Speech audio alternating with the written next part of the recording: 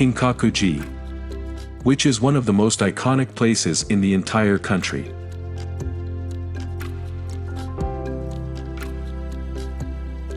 Is a Zen temple in northern Kyoto whose top 2 floors are completely covered in gold leaf.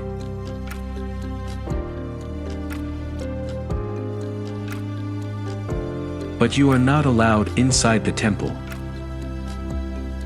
And one of the 17 locations that make up the historic monuments of ancient Kyoto UNESCO World Heritage Site.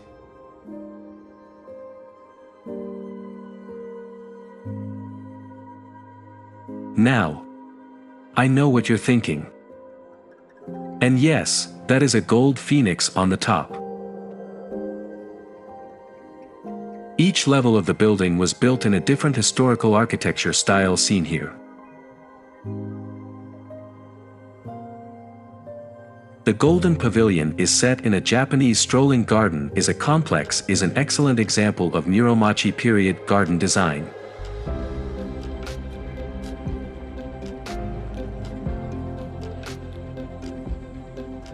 Thanks for watching, see you next time and please subscribe.